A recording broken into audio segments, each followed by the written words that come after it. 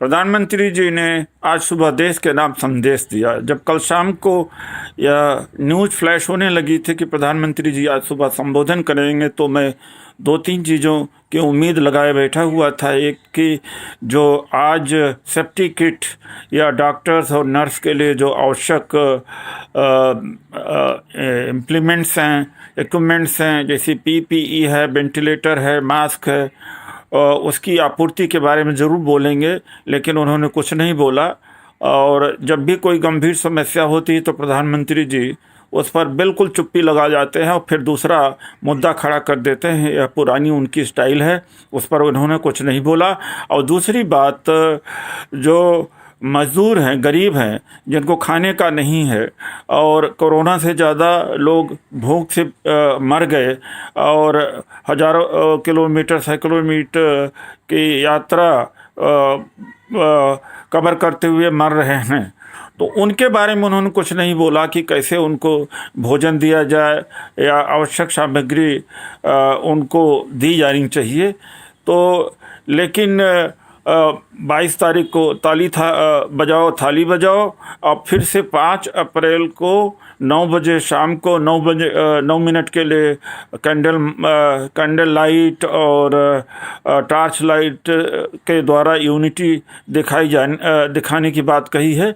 लेकिन मैं बड़ा उम्मीद लगा के बैठा हुआ था कि जब ऐसा संदेश वो दे रहे हैं तो ज़रूर निजामुद्दीन में मरकज़ में जो हुआ है उसके बारे में बोलेंगे।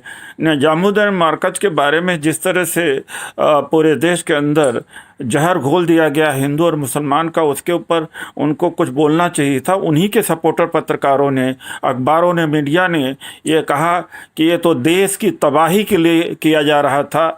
यह कहा कि यहाँ तो मुसलमान छुपे हुए हैं।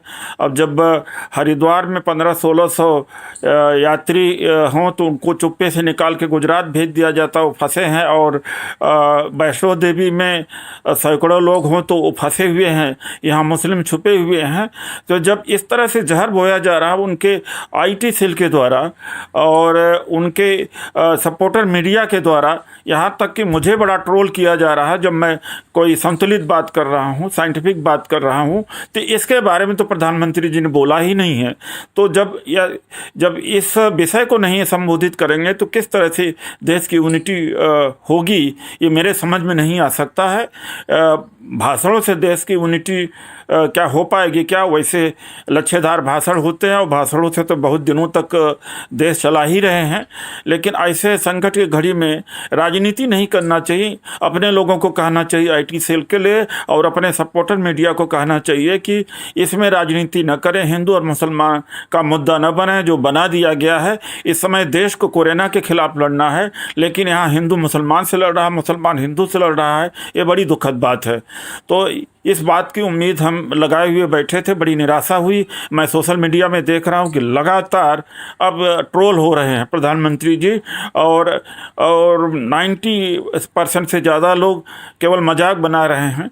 और न मैं निष्पक्षता से कह रहा हूँ, लेकिन जहाँ तक प्रधानमंत्री जी का संदेश है 5 अप्रैल को 9 बजे, रात में 9 बजे कैंडल लाइट के द्वारा यूनिटी दिखाने की बात है, वहाँ सहमत है। मैं देशवासियों से अपील करूंगा कि वो भी सब ऐसा करें। धन्यवाद, नमस्कार।